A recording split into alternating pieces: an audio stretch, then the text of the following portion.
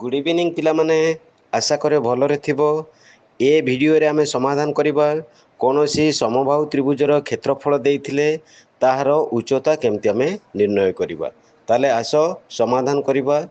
तुम प्रथमे कोन करिबा उच्चता को एच एकक कली मने कर नै नबा। ताले लिखिबा कोन ना समाधान मने कर ए बी सी समबाहु त्रिभुजर उच्चता समान एच एकक।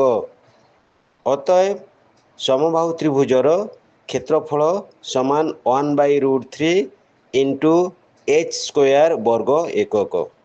प्रश्नानुसार कौन लिखा ना implies H square equal 25 into 3 जेहेतु 1/√3 इंटू एच स्क्वायर समान 25 into √3 implies H equal square root of 25 into √3 समान केते पाई गले रिजल्ट ना 25 आउ 3 ये जो 75 वर्गमूल केते हो गला 5√3 5√3 सेंटीमीटर। अतएव समबाहु त्रिभुजर उच्चता 5√3 सेंटीमीटर। वीडियोटी बहुत छोट भल लगुले लाइक करिवो, सांग मानक सहित शेयर करिवो एवं चैनल को सब्सक्राइब करिवो। जय जगन्नाथ।